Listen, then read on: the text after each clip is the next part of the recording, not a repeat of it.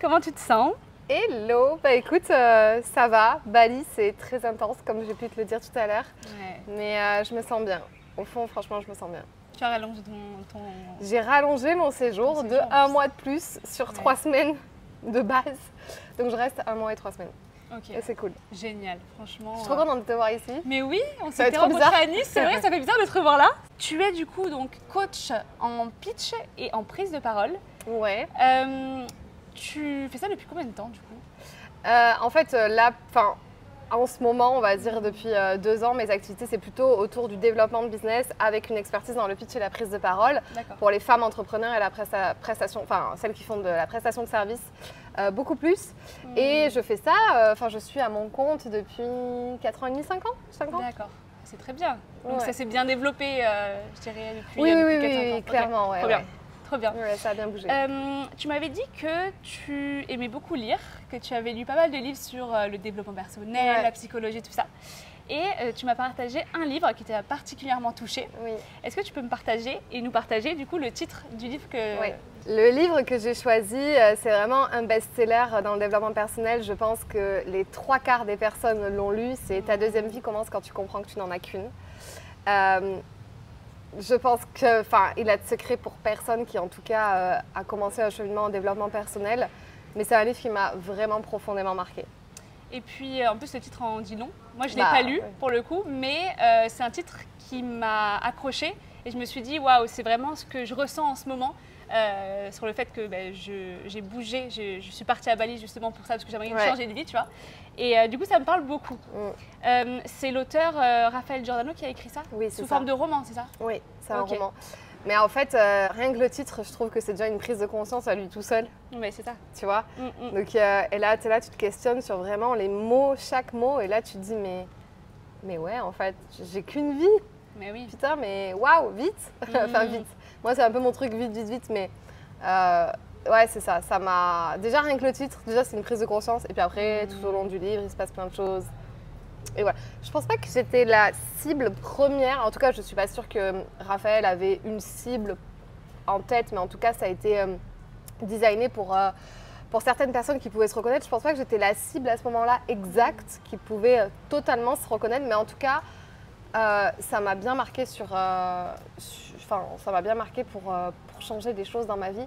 Mais je pense que dans le livre, tu vois, elle cible plutôt une tranche de la population qui a peut-être déjà accompli plein de choses et qui se rendent compte, tu vois, à 45 ans ou entre 40 et 50 ans, que elle n'est pas forcément sur la bonne route pour elle. Il y a déjà des enfants, il y a déjà une routine qui s'installe.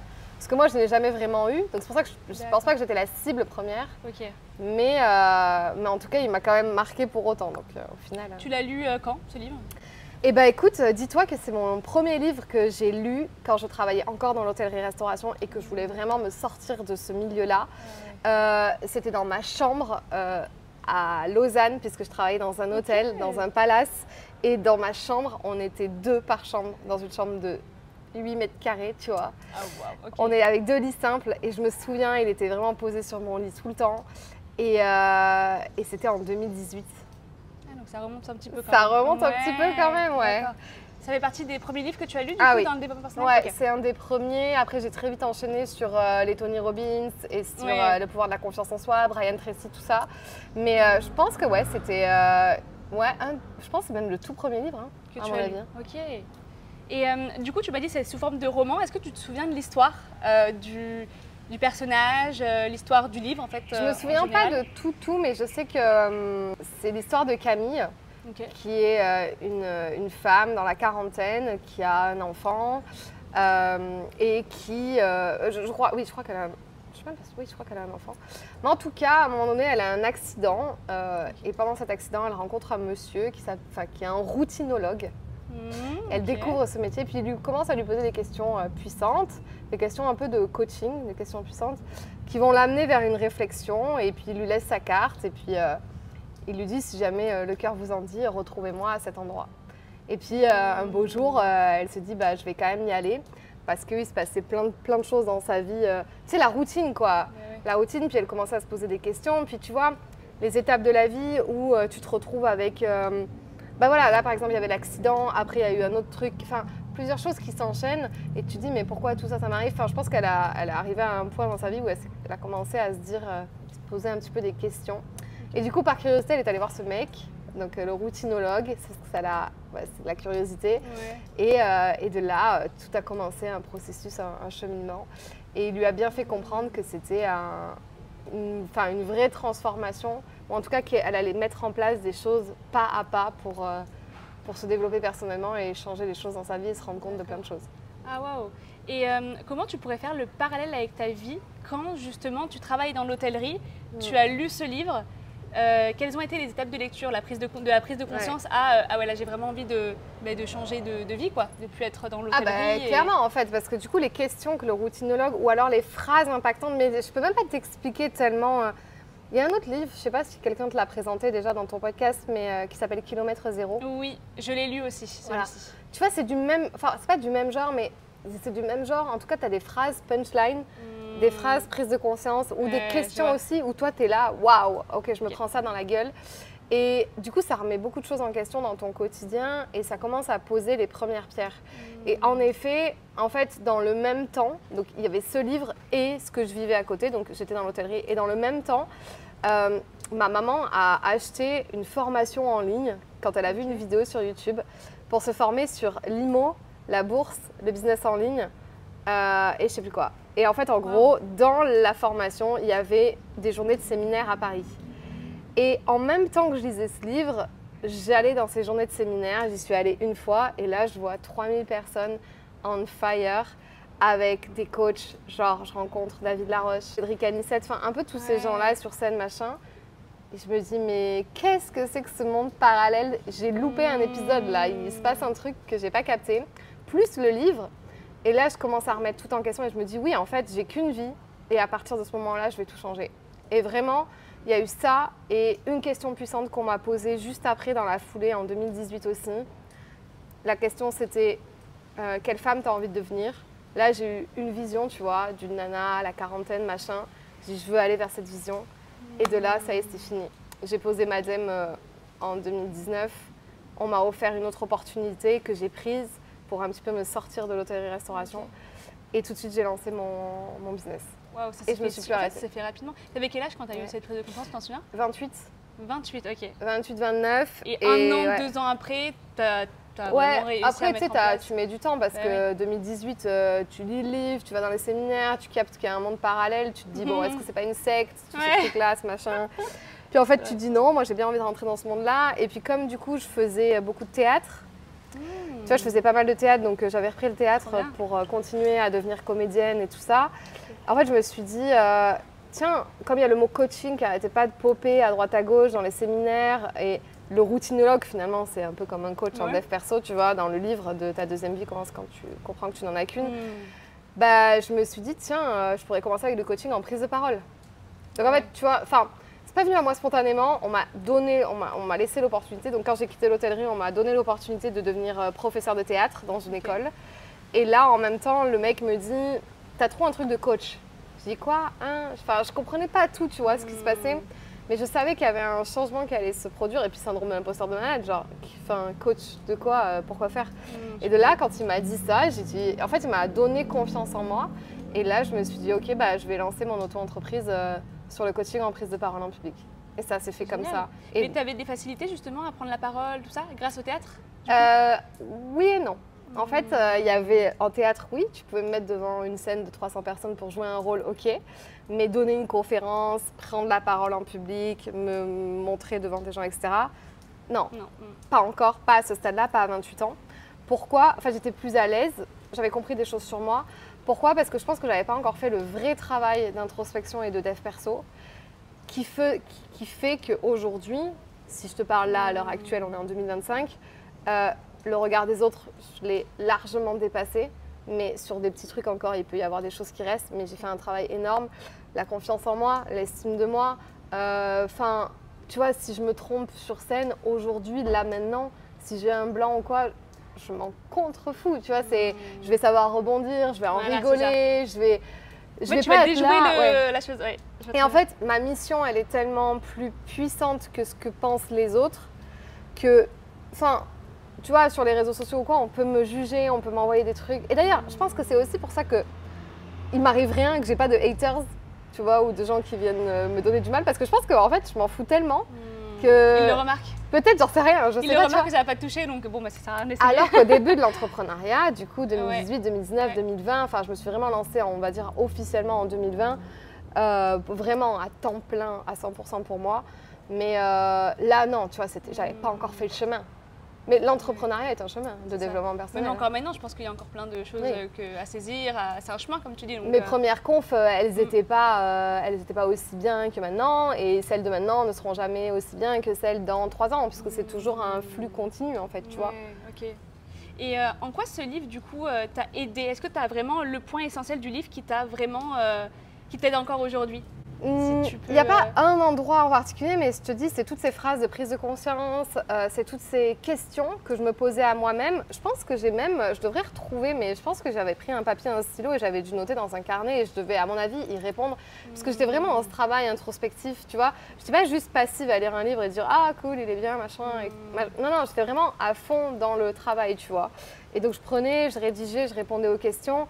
Et en fait, ça te pose des questions sur tes valeurs. Ouais, sur tes non négociables, surtout les messages contraignants que tu as, tu sais, un peu les drivers, les messages contraignants. Peut-être les pensées négatives, les pensées parasites. Honnêtement, aussi. ce livre m'a fait prendre conscience que les résultats qu'on a dans notre vie découlent de nos pensées. Ok. Et je pense que c'est là où j'ai eu le déclic. Et après, je découvre rapidement aussi le travail de Brooke Castillo. Je ne sais pas si tu vois qui c'est. Non, je vois pas qui c'est. C'est une coach américaine et elle se fonde sur un concept en 4 étapes. Okay. En gros, tes pensées vont te donner des émotions, ces émotions vont te déterminer des actions et ces actions vont déterminer les résultats que tu as dans ta vie. En fait, si tu veux changer les résultats dans ta vie, il faut rechanger tes pensées. Bien sûr. Tu vois? Et du coup, ce livre, il ancre ça beaucoup plus. Ok. Et y croire vraiment très fort. C'est là où les émotions jouent un rôle clé. Parce que je pense que ça vient aussi de ta mission de vie et ton pourquoi et toutes ces choses-là.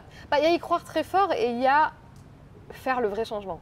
Parce que t'as beau y croire et tous les matins te répéter j'ai confiance en moi, j'ai confiance en moi. Enfin, tu vois, tant que t'as pas profondément changé, ça marchera. Enfin, tu peux fake it until you make it, mais tu vois, tu vas pas forcément y arriver. C'est vrai, ok. Donc en fait, il y a des exercices où c'est plutôt sous forme de je te pose une question, tu peux y répondre.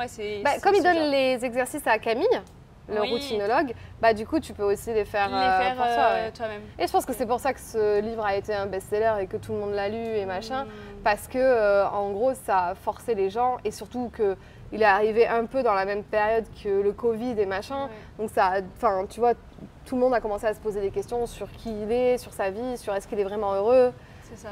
Etc. Et c'est pour ça qu'il y a plein de gens qui ont décidé de se reconvertir professionnellement, de partir à Bali vivre. C'est vrai, il y a eu beaucoup de changements à ce niveau-là, c'est vrai que... Ouais. Et qui te l'a offert ce livre? Tu l'as découvert comment? Comment tu l'as eu dans ta chambre d'hôtel? Non, je l'ai acheté. Je l'ai acheté. Dans ta chambre dans ma chambre logement, ouais. Non, j'ai dû l'acheter, je l'ai pris. Il t'a parlé en fait sur le moment Je sais plus. Parce que aussi le fait de passer le cap aussi de lire des livres comme ça, tu vois, c'est une mentalité, c'est un état d'esprit aussi. Il y en a beaucoup qui osent acheter ce genre de livre. On a dû, à mon avis, tu sais, je devais suivre des coachs ou des machins ou dans les séminaires. Je devais commencer à suivre des coachs sur Insta, à mon avis, tu vois. Qui disaient la liste des livres à lire pour te développer personnellement. Et après, en 2020, je tombe sur le compte Insta de Chloé Bloom, et qui est d'ailleurs ici à Bali aussi. Et là, je me dis, en fait, parce que si tu veux, j'avais que des références de coachs un peu hommes, genre David Laroche, Alexandre Cormon, tout ça. J'avais pas vraiment de figure féminine qui pouvait me dire, ok, en fait, c'est possible de travailler à l'étranger ou de vivre ou de faire autre chose, ou de devenir coach à 28 ans. Moi, tu sais, je pensais que coach, c'était une reconversion pro à 50 balais, tu vois. Genre, tu sais, quand t'as acquis pas mal de connaissances, au bout d'un moment, tout ton cabinet, machin, tu sais, je voyais un peu le truc comme ça à l'époque. Et en fait, quand je découvre Chloé, je me fais, mais non, mais en fait, exactly, tu vois, genre vraiment. Alors, elle était très, à l'époque, fit girl. Elle avait un programme détox et tout ça, puis elle a basculé un petit peu dans le développement personnel après. Mais sur le fit girl, je ne me retrouvais pas parce que c'était pas du tout ce que je voulais faire. Mais sur le côté, dès qu'elle a commencé à basculer, je fais waouh, je pense qu'elle tient un truc. C'est puissant, ouais. Elle tient un truc et de là, de fil en aiguille, tu découvres des comptes, tu découvres des gens et là, tu te dis waouh, mais attends, moi aussi, ça veut dire que si elle peut, moi je peux en fait. C'est-à-dire, qu'est-ce qu'elle a de plus que moi, entre guillemets? Elle a juste le mindset du coup de plus que moi. Voilà. En fait, c'est un état d'esprit, en effet, à avoir quand tu lis même d'autres livres de dev perso, tout ça. Tu en as lu d'autres après ce livre-là, du coup, tu t'es formée. Ça, c'était le premier d'une longue ouais. lignée. Kilomètre zéro, il m'a bien foutu une claque aussi. Après, il y a eu La confiance en soi de Brian Tracy, qui lui aussi. Mais en fait, tu vois, ce que je remarque souvent, et l'erreur que je remarque, c'est que les gens sont assez passifs quand ils lisent des livres. Voilà, ça allait te demander justement ça. Tu vois, moi, j'ai beaucoup de gens dans mon entourage qui me disent, ouais, qu'ils ont tout lu en dev perso aussi. Mais ils appliquent rien. Et bah, pourquoi tu en es toujours au même point dans ta life en fait? Ok, tu as compris des trucs, mais c'est bien de comprendre les concepts et la théorie, mais à un moment donné, il faut aussi se poser et faire le taf sur soi. J'aime bien, comment elle s'appelle? Byron Katie, quelque chose comme ça, je sais plus comment elle s'appelle. Je n'ai pas la ref. Elle dit, you have to do the work. Oui, c'est ça en fait. Tu vois, en plus, quand tu lis un livre, en général, tu ne lis pas... je veux dire allongé, tout ça, je veux dire, moi je sais que je prends des notes, vraiment, c'est comme un travail, tu vois, vraiment. C'est ça. Mais tout le monde fait pas ça. Voilà. Il le laisse sur la table de nuit, il dit, ah, c'est sympa. Je lis quelques pages, voilà, le soir. C'est bien pour elle, la routinologue, elle a changé sa vie, tant mieux pour elle. Mais bon, moi, je peux pas parce que si, parce que là, parce que j'ai des enfants, parce qu'il faut travailler, parce que je peux pas quitter Paris, mon 35. Enfin, tu vois, les gens se racontent l'histoire qu'ils ont envie de se raconter. Donc oui, ça a été une lignée de livres. Après, Tony Robbins, Le pouvoir illimité, enfin...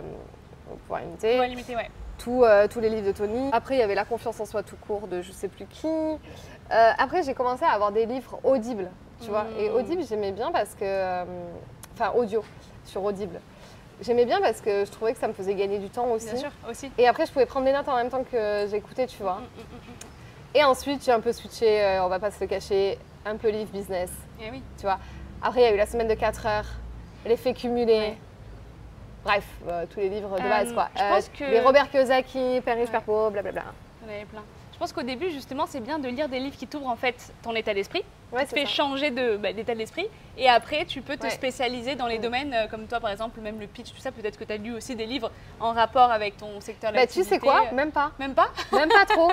Tu sais, il y a un livre que je conseille à tout le monde, c'est Pitch Anything. Mais je l'ai jamais lu. Non, parce qu'en fait, tu vois, je pense que j'avais un peu ce truc autodidacte de me former, un truc un peu naturel. Tu sais, c'est ce qu'on appelle un peu la zone de génie, où moi j'ai compris un petit peu comment il fallait pitcher. Mais tu vois, si je m'étais formée, peut-être que j'aurais eu plus de clés. Après, je me suis quand même formée au storytelling sur certains points, mais pas plus que ça, tu vois, au final. C'était quelque chose qui venait naturellement à moi.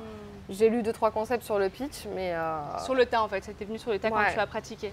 Ouais, c'est ça. Et tu avais des croyances limitantes avant de lire ce livre? Je sais même pas si j'en avais. J'en avais des milliers, milliards. C'était genre... Comme quoi? Mais tout. Genre, je ne peux pas devenir entrepreneur, c'est fait pour les autres. En fait, tout ce qu'il y a au début où... je ne peux pas faire payer mes services, ou je suis pas, enfin, tu vois, je suis pas légitime, qui je suis moi pour oser faire ça. Il y a déjà 3000 personnes qui le font. Alors dis-toi que si en 2019 je me disais déjà il y a trop de personnes qui deviennent coach en prise de parole publique, alors aujourd'hui je pense que tu vois, c'est bien pour ça que j'accompagne aujourd'hui les entrepreneurs aussi à changer leur état d'esprit par rapport à ça. Parce que aujourd'hui tu viens dans un monde concurrentiel de ouf, donc voilà. Toutes les croyances possibles et inimaginables d'une meuf qui s'est jamais développée personnellement, qui sortait en boîte tous les week-ends, qui travaillait dans l'hôtellerie, j'étais blonde platine, je souriais sur aucune photo. T'étais éteinte en fait. J'avais une fausse confiance en moi. Mais tu vois, c'est souvent ce truc-là un peu... Et là, gros changement, bien sûr, toutes les croyances, et encore aujourd'hui. Tu vois, aujourd'hui... Maintenant, oui, après on travaille toujours sur ça. Ah, mais au début, c'est des croyances, même, de fait, c'est des croyances de l'espace, tu vois, tu te racontes en fait l'histoire que tu as envie de te raconter. Bien sûr. Et donc, quel a été le avant-après? Ah bah, je te dis vraiment, j'ai pris la décision. Je pense que l'univers aussi nous envoie sur le chemin ce qu'on doit travailler ou ce qui est bon pour nous. En 2018, je lis ce livre. Je me dis, il va vraiment falloir que ça change. Sinon, peut-être que je vais terminer en burn-out, je ne sais pas. Mais je ne savais même pas ce que c'était le burn-out à l'époque non plus. À part, je pense que je l'ai découvert dans ta deuxième vie aussi. Mais je ne savais pas trop ce que c'était, donc je pense que je ne l'étais pas. Mais franchement, j'allais le matin à reculons au boulot. D'ailleurs, je vais en faire un post Insta parce que j'ai retrouvé des photos là. Et je voulais le faire cette semaine, le post. Et en fait, en novembre 2018, en fait, dans le restaurant où je travaillais, on portait les plateaux comme ça. Enfin, j'étais hôtesse, tu vois, moi, mais j'étais chef hôtesse, mais je portais, parfois j'aidais les commis et tout, je porte un plateau et on avait des escalators pour descendre en cuisine. Je tombe dans les escalators et là, je sais pas si tu peux voir, mais j'ai encore. Bon, là je me suis fait mal, mais j'avais encore. Non, là, c'est pas ça? Ouais, voilà, c'est ça. Ouais. Et en fait, du coup, j'étais toute. Voilà, je me suis fait mal il y a pas longtemps. Ouais. Et donc là, je vois, j'ai un pansement énorme, je vais à l'hôpital et tout. Et je pense que ça a marqué, tu vois, un espèce d'épuisement ou un truc. En fait, je me suis rien dit parce que, tu sais, moi, j'avais pas les signaux, j'étais pas là. Oui, l'univers m'envoie des signes. Non, non, non. C'est que maintenant que je me dis ça, tu vois. Et là, j'ai retrouvé les photos et je pense vraiment que c'était un message. Et du coup. En même temps, le directeur de l'école de théâtre me dit ça serait bien que tu prennes une classe et que tu deviennes professeur de théâtre. Je dis mais moi je suis comédienne, je ne suis pas prof, je ne suis pas coach, je suis pas voilà. Il me dit si tu vas le devenir. Je dis ok, je vais le devenir. Et du coup, il me dit je te paye la même somme que tu es payé à l'hôtel, mais tu bosses pour moi dans le théâtre. Donc c'est pour ça que je te dis, il m'a quand même donné l'opportunité. C'est quelqu'un qui m'a poussé, tu vois, qui m'a mis dedans. Parce que sinon, je ne sais pas, s'il faut aujourd'hui, je serais encore dans l'hôtellerie, hein, là en te parlant. Hein. Peut-être que j'aurais jamais osé passer le cap de changer quelque chose dans ma vie si lui m'avait pas un peu en mode allez vas-y va donner ton premier cours et voilà, il m'a formée et de là j'ai démissionné, je me suis barrée à Los Angeles pendant 15 jours en vacances avec des potes et en juillet 2019 auto-entreprise, nouveau job avec lui et après Covid en mars 2020 j'étais en Suisse à ce moment-là, je rentre en France chez papa maman. Et c'est là où pendant 3 mois, vu que j'avais pas encore bien développé, en fait je faisais du coaching en prise de parole en public en présentiel. D'accord. À l'époque, tu vois, avant 2020. Ouais, il n'y avait pas la visio, il n'y avait pas Zoom et tout ça. Okay. Donc j'avais pas le online. Et en mars 2020, tout le monde te dit confinement. Moi je dis à mes clients, bon ben on se verra plus jamais puisque je parle de la Suisse. On était en coaching prise de parole en public, on était en plein truc. Hein. Je les ai laissés comme ça. J'ai pas eu le titre de venez on se voit en visio parce que ça n'existait pas à l'époque. Ouais. Et je me fais licencier de mon job puisque forcément le théâtre, voilà. Et en mars 2020, je passe 3 mois littéralement, il faisait un temps magnifique, j'étais dans le sud de la France, 3 mois au bord de la piscine avec les livres, tous les livres. Et là par contre les autres, tu vois, Père riche, Père pauvre. Oui, le business. Nanana, je gratte truc, machin, je lance mon site internet. Je passais mes journées, j'allais courir, je faisais du sport. Tu connais Pamela Reif? Oh non. Ah oui, attends, bien sûr, c'est une fit girl en Amérique. Ouais. Elle est toute fine comme ça. Là. Ouais, non. Elle, par contre, elle fait ses séances, elle te tue. Quoi. What I eat in a day. Je commençais à devenir la nouvelle version Bali girl, un peu, tu vois, genre yoga, fitness, avocado toast, machin, lire son livre d'espresso, morning routine. Morning routine, Miracle Morning. Celui-ci, il est incroyable. Oui, enfin bon, tu le tiens 6 mois et après tu vois. Ben moi j'ai réussi à le garder, tu vois. Alors pas exactement pareil, mais j'ai réussi à le garder. J'ai besoin d'avoir ma routine, tu vois. Ouais, c'est bien. Tu parles à une meuf qui se lève à 8h30, 8h45 tous les matins, qui ne fait plus du tout de Miracle Morning. Mais ça te manque pas. Après je pense que ça dépend des personnes. Regarde, je suis allée à mon yoga ce matin. Ouais. En fait au final j'arrive un peu à tout faire, mais pas en me disant faut faire. Mais tant que ça te convient à toi. Tu vois, moi je sais que cette routine, elle me convient et j'ai besoin de l'avoir. Et il y en a d'autres justement qui n'ont pas forcément besoin. Ça dépend des années, tu vois. Ça dépend des moments. Je pense aussi. Ouais. Et voilà, et du coup, mars 2020, et là je te dis, je bouffe tous les livres, et de là, ça y est, j'avais enclenché le online, tout ce qui était le en ligne, le programme et tout ça. Wow, génial. Et à qui tu recommanderais ce livre du coup? À toute personne qui est perdue en ce moment, mais pas que professionnellement, et dans une espèce de routine et dans une espèce de robotisation de sa vie, où chaque geste le matin, un peu comme un robot qui ne sait plus trop qui il est, ce qu'il fait. Et déjà, ça permet de faire une première prise de recul, un premier step back sur sa vie, sur qui on est, d'introspecter un peu plus. Tu sais, après, je viens un peu en résistance à Bali. Mais le problème, c'est que ce que je te disais avant, c'est que Bali vient te chercher quand même. Donc en fait, moi, je viens en résistance en mode non, il faut que je bosse, nanana, nanana, pour pas aller chercher des trucs que j'ai pas envie d'aller voir parce que genre, j'ai la flemme en ce moment d'aller creuser des trucs, tu vois. Flemme ou pas, mais de toute façon ça vient de chercher, donc à un moment donné il va juste falloir aller dedans. Et ce livre c'est un peu ça, c'est se dire, en fait c'est aussi se dire ok, est-ce que j'ai l'envie et le temps là en ce moment, parce que sinon ça sert à rien de le faire à moitié, tu vois, et il va rester sur la table de nuit. Donc est-ce que j'ai l'envie et le temps de me poser sur moi et de prendre du temps pour moi et d'aller remuer, c'est un peu désolé vulgaire, mais d'aller remuer la merde. Parce que des livres comme ça te change. Ça te révolutionne tellement tes conditionnements que tu as depuis que tu es né que ça va forcément remuer la merde. tu vois, remuer des trucs pas cool à l'intérieur de toi. Donc, il faut être prêt aussi. Donc, je le conseille aux gens qui sont prêts, pas aux gens qui sont en mode robot et qui vont, enfin, tu vois. Non, il faut aussi être prêt et se dire, ok, je suis prêt à le lire et à faire le travail aussi un peu sur moi. J'ai le temps, l'espace nécessaire pour le faire et je suis dans une bonne phase de ma vie pour que ça arrive. Donc c'est soit j'ai vraiment envie de changer de vie, soit j'ai la curiosité de savoir si je pourrais avoir une autre vie et si je peux faire autre chose. Ouais. Ça peut être ça aussi. Et se dire, je vais vraiment le voir comme un vrai exercice. Parce que franchement, si tu appliques tout ce qu'ils disent dans le livre, en soi, tu n'as même pas besoin de coach en dev perso presque. Désolée pour les coachs en dev perso qui nous écoutent, à qui ça... Mais en soi, si tu le fais vraiment le truc, tu couples ça à 2-3 livres.